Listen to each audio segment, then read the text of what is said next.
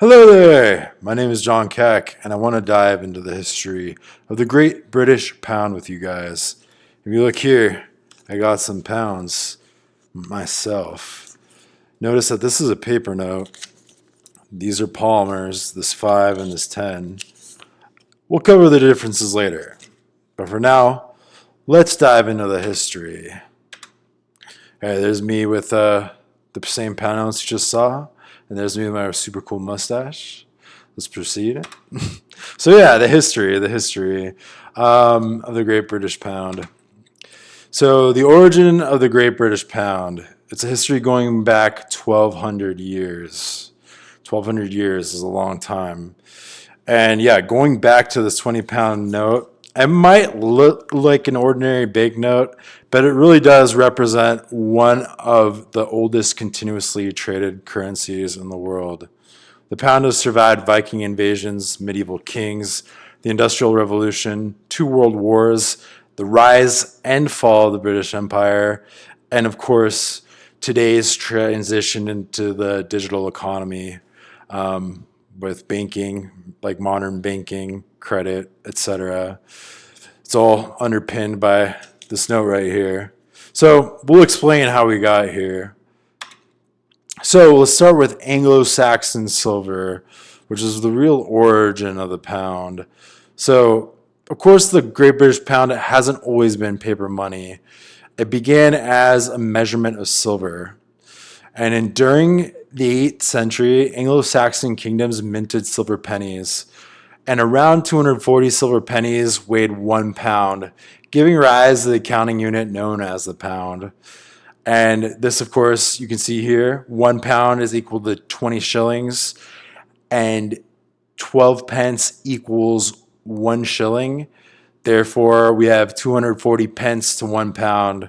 And it's a common misconception that the United States uses pennies, but of course we don't. We use cents. It's distinct from the penny. So yeah, coins before banknotes, as you can see here. So for centuries, coins were Britain's money. These included gold sovereigns, silver crowns, shillings, and pennies. And paper money simply didn't exist for everyday transactions.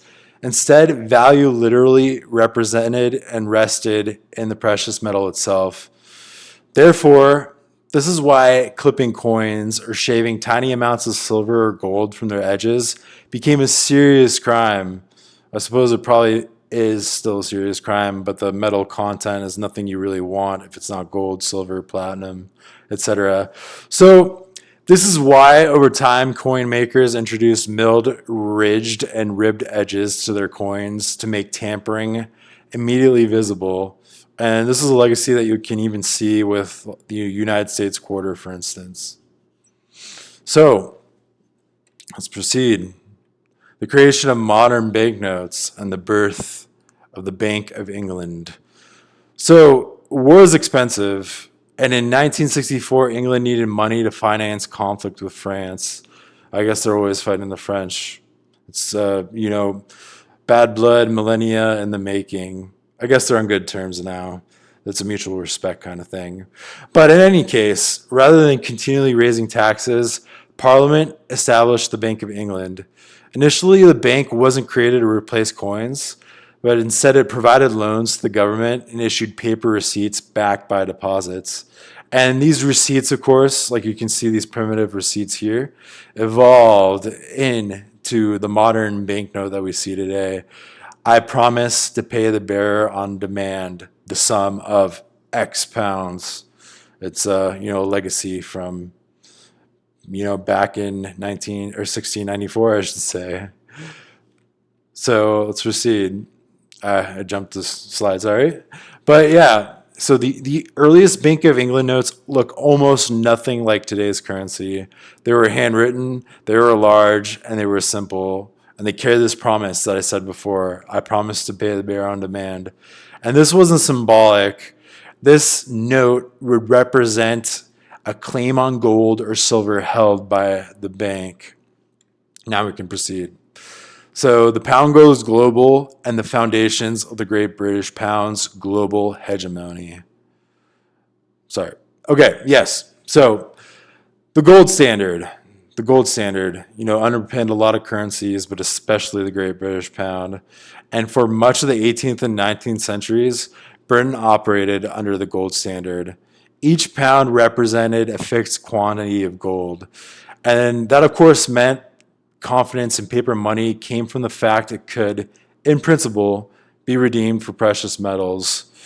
And as Britain's economy expanded through trade and industrialization, confidence in the pound grew around the world.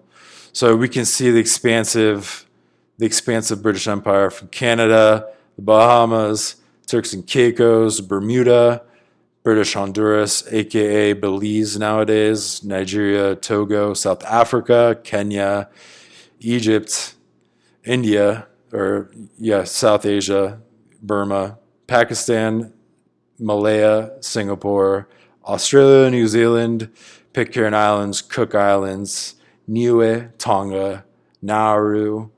Yeah, it's definitely a global empire on which the sun had never set.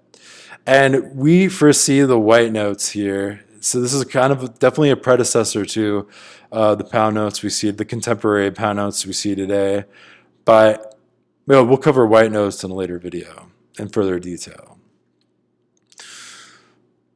So, of course, World War I and its huge catastrophic effects disrupted the gold standard, and Britain briefly returned to it in the 1920s, but the economic pressures of the Great Depression made it unsustainable. So in 1931, the United Kingdom left the gold standard. Later, after the Second World War, the pound operated within the Bretton Woods system, where currencies were linked to the US dollar and the dollar was linked to gold, that being $35 an ounce. And sadly enough, as things would happen, that arrangement on the Bretton Woods system ended on August 15th, 1971, as the US President Richard Nixon unilaterally suspended the convertibility of the dollar to gold. Therefore, as a result, the Great British Pound in turn was completely fiatized after the collapse of this Bretton Woods system. And we really can thank Nixon for that. It's not just the Great British Pound, it's the United States dollar, unfortunately. Well, it has its pros and cons, of course. So today, the Great British Pound is a floating fiat currency, and its value is not tied to gold. Instead, it rises and falls based on supply, demand, interest rates, inflation, economic growth, and confidence in the British economy, confirmed in the Smithsonian Agreement of December 1971, where paper-to-paper pegs were attempted, but by mid-1972, the free float of the pound was confirmed. In other words, today's 20-pound note, as we see here, has value because people trust that it does, not because it can be exchanged for a fixed amount of gold. And coincidentally enough, earlier in 1971, the pound was also decimalized prior to the events of the Nixon shock. And on February 15th, 1971, the 240 pence to a pound was completely abolished in favor of a more standardized decimal system, 100 pence to 1 pound. So yeah, the global expansion, I hinted at this earlier. So the Great British Pound, or pound sterling, is the official currency of the United Kingdom, several British overseas territories, and crown dependencies. And in addition to the Great British Pound, or GBP, multiple territories use localized derivative pounds that are still pegged to the British Pound at 1-to-1 ratio. Maybe Bank of England is more applicable here. So there are variants of pounds that are tied to the Great British Pound sterling. So direct sterling usage includes the United Kingdom, of course, England, Scotland, Wales, and Northern Ireland. Scotland and Northern Ireland have distinct banknotes of their own respective banks that are distinct from Bank of England pounds. So there are variants there that I will discuss later, and we'll dive into the characteristics of those pounds at a later time. Further countries using GBP include crown dependencies, which include Jersey, Guernsey, and the Isle of Man, and we'll also cover the aspects of those derivatives too. And lastly, we have British Overseas Territories and Antarctic regions. These include the British Antarctic Territory, British Indian Ocean Territory, and the South Georgia and the South Sandwich Islands that have their own pound variants. And there's also countries using derivative currencies that are pegged 1-to-1 to the GBP. And these include Gibraltar, the Falkland Islands, and St. Helena, which all have their own respective pound instances. But yeah, proceeding on. I'm going to give a quick forward on Queen Elizabeth II because she is really synonymous with the modern pound. So Elizabeth II, she appeared on all the coins and banknotes of not only the United Kingdom, but also many countries and territories throughout the Commonwealth.